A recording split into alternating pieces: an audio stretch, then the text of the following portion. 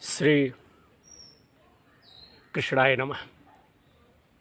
समस्त देशवासियों को हमारा प्यार भरा नमस्कार। धर्म की जय हो, अधर्म का नाश हो, प्राणियों में सद्भावना हो, विश्व का कल्याण हो। हर हर महादेव। जय हो वेद माता गायत्री की, जय हो गुरुदेव महाराज की, जय हो समस्त देशवासियों की। मैं विनोद दुबे, विनोद प्रहरी यूट्यूब चैनल के माध्यम से श्रीमद् भागवत महापुराण के इस प्रसंग में, इस कथा में, इस कार्य में, इस चरित्र में अपने समस्त भाई बहनों का हृदय से आभार व्यक्त करता हूँ। आप सबका धन्यवाद देता हूँ। साथ ही साथ भगवान देवकी नंदन से यही प्रार्थना करता हूँ कि आप सबको आरोग्य रखे, परिवार में सुख समृद्धि की भरमार हो, आप लोग उसी प्रकार से प्रसन्न रहे जिस प्रकार से पुष्प प्रसन्न रहता है। साथियों, हिंदू धर्म में तरह तरह के ग्रंथ हैं, तरह तरह के वेद हैं, तरह तरह के कहने का मतलब पुराण है, लेकिन विधाता एक ही है। हम उसे विभिन्न नामों से जानते हैं, विभिन्न नामों से उसकी प्रार्थना करते हैं, परमपिता परमेश्वर की वंदना करते हैं, उन्हें आवाहन करते हैं, परंतु विधाता एक ही है। उसका विभिन्न आकार है। जिस प्रकार से एक नारी, एक स्त्री के विभिन्न नाम होते हैं, एक ही स्त्री को कोई माता कह के बुलाता है, कोई पुत्री कह के बुलाता है, कोई बेटी कह के बुलाता है, कोई बहू कह के बुलाता है। अनंत नामों से जिस प्रकार से एक ही स्त्री को पुकारा जाता है एक ही स्त्री, उसी प्रकार से विधाता भी एक है, ईश्वर भी एक है। हम उसे विभिन्न नामों से पुकारते हैं। जिस प्रकार से, दूसरा उदाहरण, जिस प्रकार से उष्ण, बर्फ, शीत, भाप एक ही है, जल ही है। जल से यह सारी चीज़ें बनती हैं और विभिन्न नाम है। उसी प्रकार से विधाता भी एक है। लोग अपनी अपनी इच्छा के अनुसार उसे विभिन्न नामों से पुकारते हैं, जानते हैं, देखते हैं। आशा है हमारे भाइयों को यह जो तमाम भ्रांतियां उनके अंदर समावेश कर गई है, इस विचार से उस भ्रांतियों का समाधान होगा। आइए आज चलते हैं अध्याय 21 की तरफ। श्रीमद् भागवत महापुराण के माध्यम से करदम की तपस्या, करदम जी की जो है तपस्या, साथ ही साथ भगवान का वरदान, मुनि की तपस्या से किस प्रकार से भगवान प्रसन्न हुए और किस प्रकार से भगवान ने उन्हें वरदान दिया, आशीर्वाद दिया।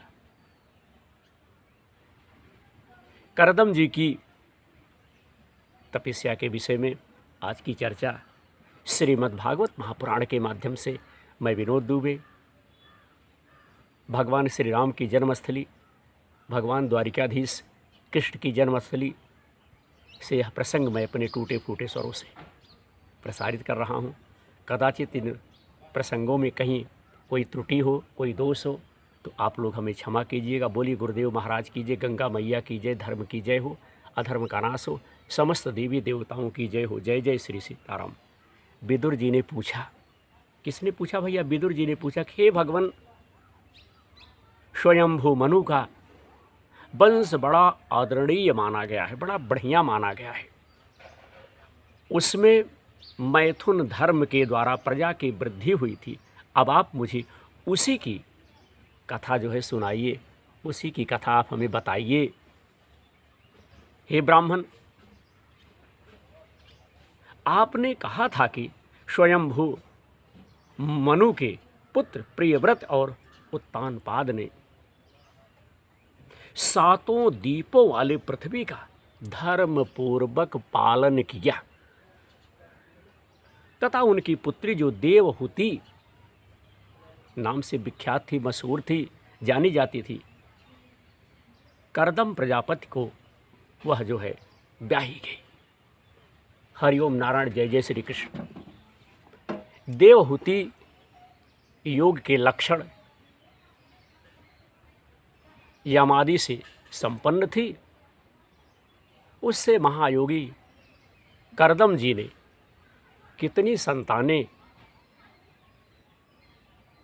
उत्पन्न की, पैदा की, वह सब प्रसंग आप मुझसे बताइए, हमसे सुनाइए, हमसे कहिए। मुझे उसके सुनने की बड़ी इच्छा है। साथियों, कथा प्रसंग उसी व्यक्ति को सुनाया जाता है जिसके अंदर जिज्ञासा हो सुनने की, जिसके अंदर लालसा हो, तभी कथा में रस मिलता है, आनंद मिलता है, मिठास मिलती है। और अगर इच्छा नहीं है तो कोई मिठास, कोई आनंद, कोई आमोद प्रमोद आपको नहीं प्राप्त होगा। इसलिए जिस भी चरित्र को सुनिए, आनंद पूर्वक सुनिए। इसी प्रकार भगवान रुचि और ब्रह्मा जी के पुत्र दक्ष प्रजापति ने भी मनु की कन्याओं का पाणी ग्रहण करके उनसे भैया किस प्रकार क्या क्या संतान पैदा हुई या संतान की उत्पत्ति की, यह सब चरित्र भी मुझे आप सुनाइए। हरिओम।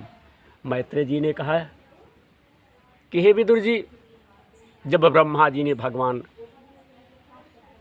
कर्दम को आज्ञा दी कि तुम संतान की उत्पत्ति करो, तो उन्होंने 10,000 वर्षों तक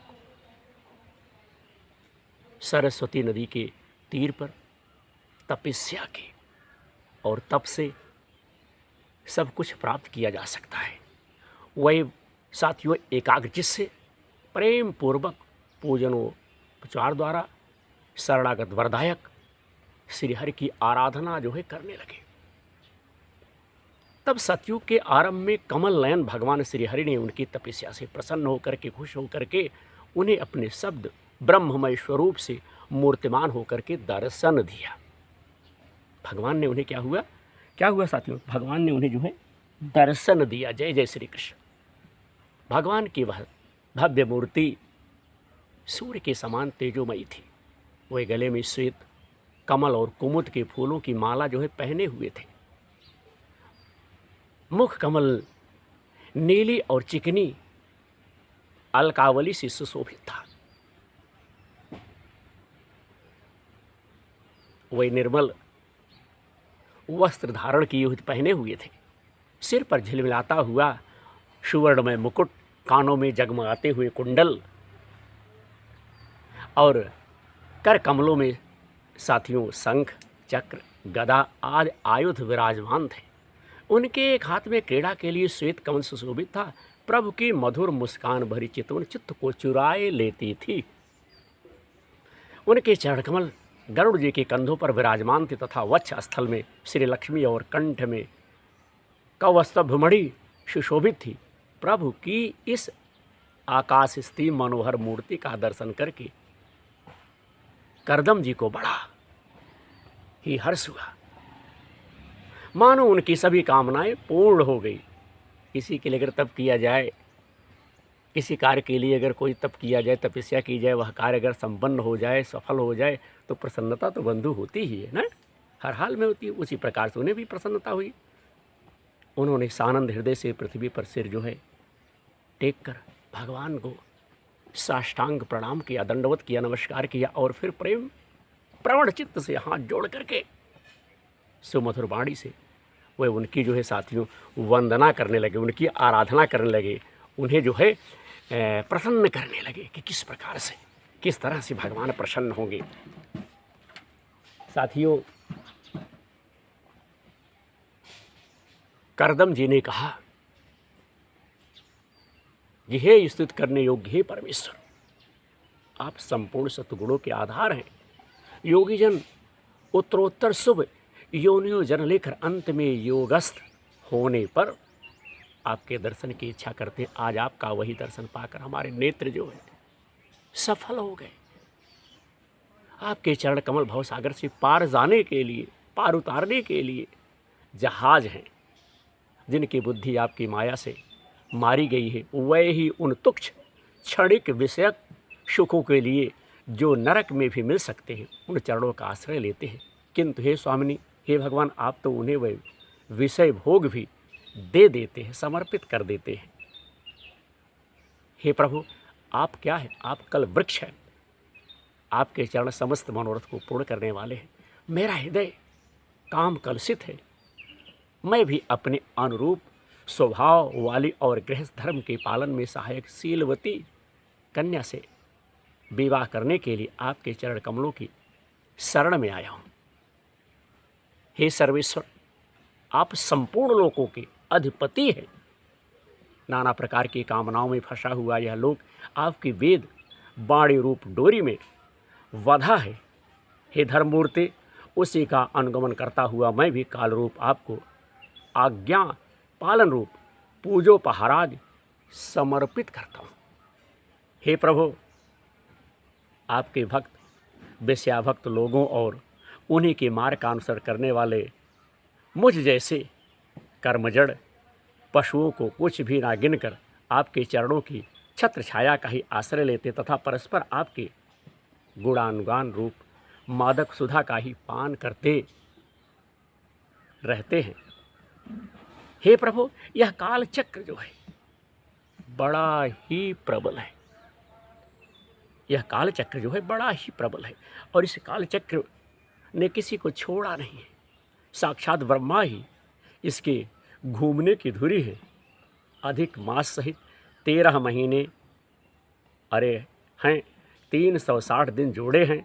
6 ऋतुएं निमिहाल है। अंतः क्षण इस आदि इनसे पत्राकार धाराएं हैं तथा 3 चतुर्मातस्य इसके आधारभूत नाभि हैं। यह अत्यंत वेगवान संवत्सर स्वरूप कालचक्र चराचर जगत की आयु का छेदन करता हुआ घूमता रहता है। किंतु आपके भक्तों की आयु का ह्रास जो है, आपके भक्तों की आयु का ह्रास नहीं कर सकता।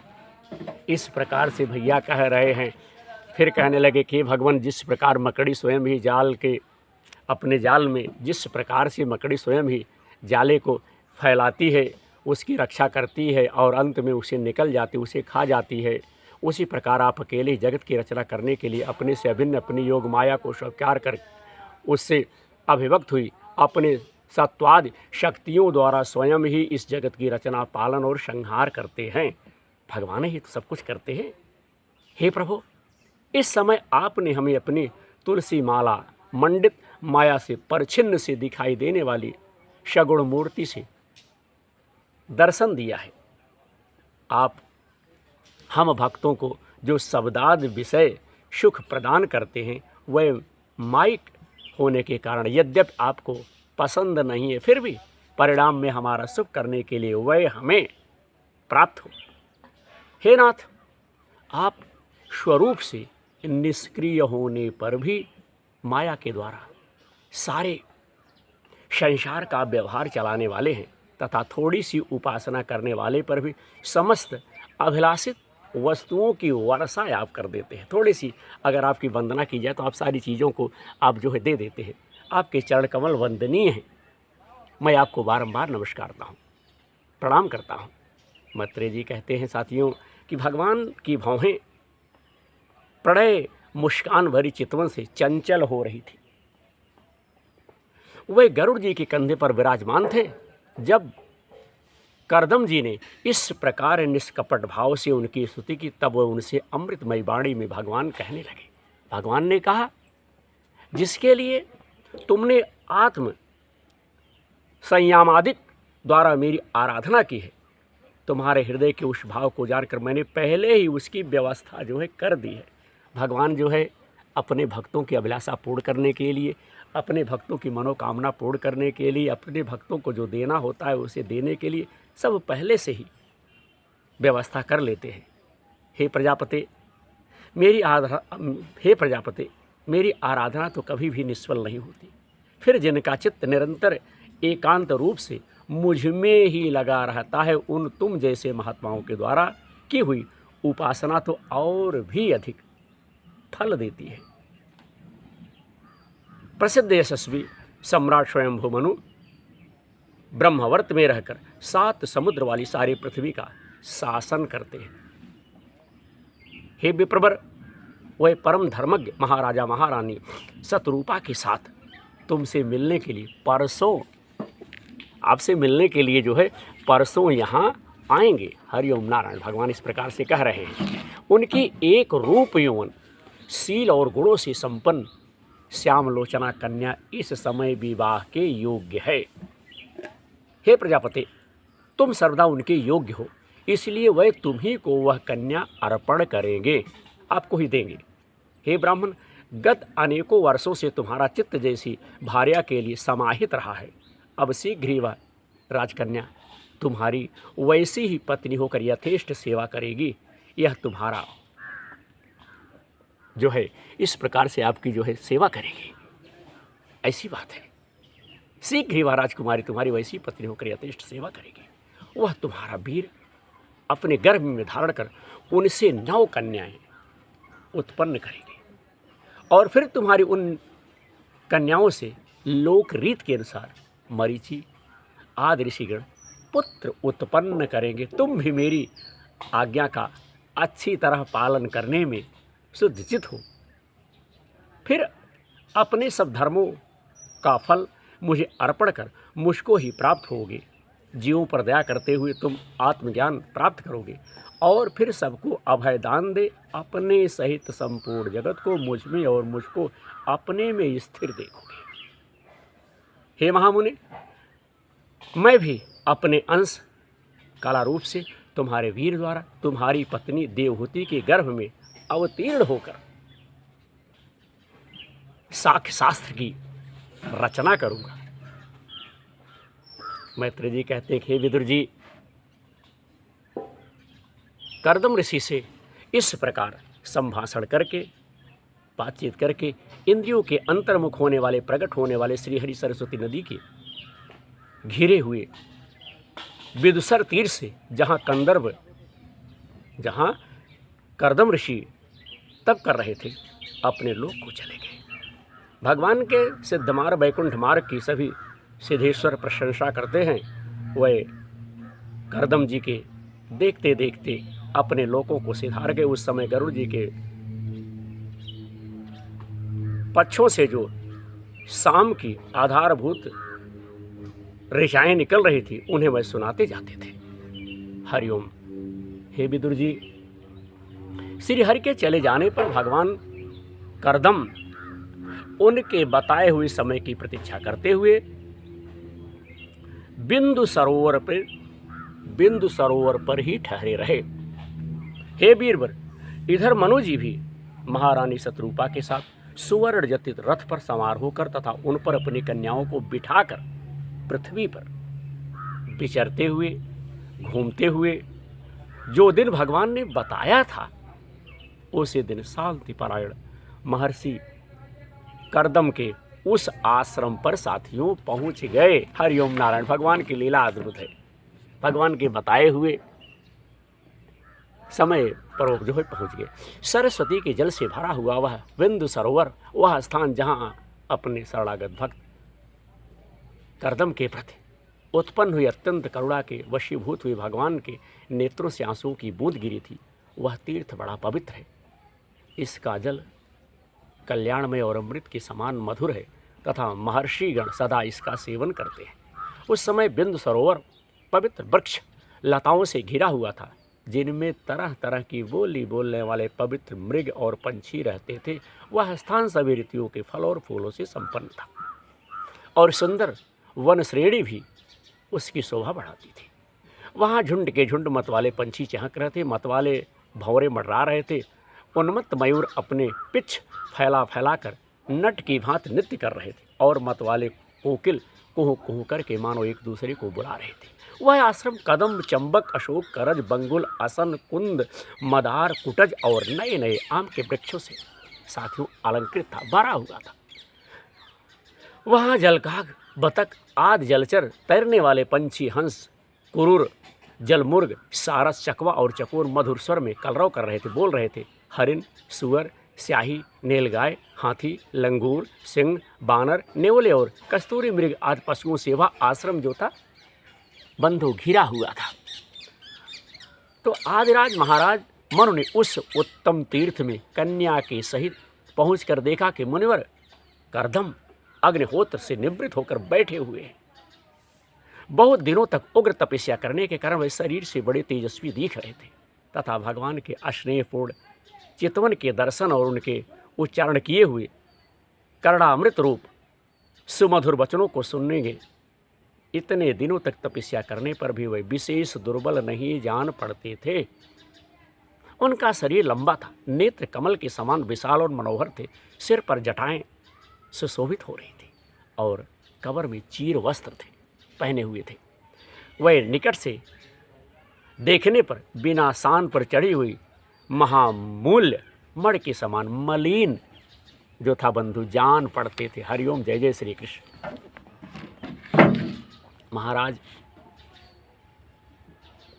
स्वयंभू मनु अपनी कुटी में जाकर प्रणाम करते देख उन्होंने उन्हें आशीर्वाद से प्रसन्न किया और यथोचित आतिथ्य की रीति से उनका स्वागत, सम्मान, सत्कार किया। जब मनु जी उनकी पूजा ग्रहण कर स्वस्थ चित्त से आसन पर उनके बगल बैठ गए, पास में बैठ गए, तब मुनिवर कर्दम ने भगवान की आज्ञा का स्मरण कर उन्हें मधुर वाणी से प्रसन्न करते हुए इस प्रकार से कहा।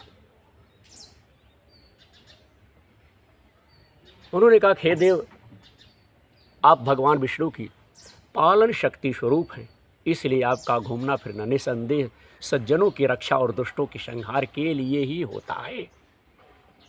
आप साक्षात विशुद्ध विष्णु स्वरूप हैं तथा भिन्न भिन्न कार्यों के लिए सूर्य, चंद्र, अग्नि, इंद्र, वायु, यम, धर्म और वरुण आदि रूप धारण करते हैं। आपको नमस्कार है। आप मड़ियों से जड़े हुए जयदायक रथ पर सवार हो अपनी प्रचंड धनुष की टंकार करते हुए उस रथ की घरघराहट से ही पापियों को भयभीत कर देते हैं और अपनी सेना के चरणों से रौंदे हुए भूमंडल को कपाते अपनी उस विशाल सेना को साथ लेकर पृथ्वी पर सूर्य के समान विचरते, जिस प्रकार से सूर्य घूमते रहते, विचरते रहते। यदि आप ऐसा ना करें तो चोर, डाकू भगवान की बनाई हुई वर्णाश्रम धर्म की मर्यादा को तत्काल नष्ट करते तथा विषय लोलुप निरंकुश मानव द्वारा सर्वत्र अधर्म फैल जाए। यदि आप संसार की ओर से निश्चिंत हो जाएं तो यह लोक दुराचारियों के पंजे में पड़कर नष्ट हो जाएगा, समाप्त हो जाएगा। तो भी हे वीरवर, मैं आपसे पूछता हूँ, आपसे जानना चाहता हूँ कि इस समय यहाँ आपका आगमन किस प्रयोजन से हुआ, आप किस लिए यहाँ आए हुए हैं? हमारे लिए जो आज्ञा हो उसे मैं निष्कपट भाव से सहर्ष स्वीकार करूँगा। हमारे लिए क्या आदेश है आप बताएं, जो आज्ञा होगी मैं उसे करने के लिए तैयार हूँ। इस प्रकार से साथियों ऋषि जी उनसे पूछ रहे हैं। तो ये तो था आज का 21वां अध्याय जो मैं विनोद प्रहरी यूट्यूब चैनल के माध्यम से, इस वीडियो के माध्यम से अपने भाइयों तक हमने शेयर किया। आशा है हमारे भाइयों को यह चरित्र, यह कथा, भगवान की महिमा, भगवान का गुणगान अच्छा लगेगा। अगर हमारा कार्यक्रम, हमारा प्रसारण हमारे देशवासियों को, हमारे भाइयों को अच्छा लगे तो हमारे इस कार्यक्रम से आप लोग जुड़ करके अपना आशीर्वाद हमें प्रदान करें।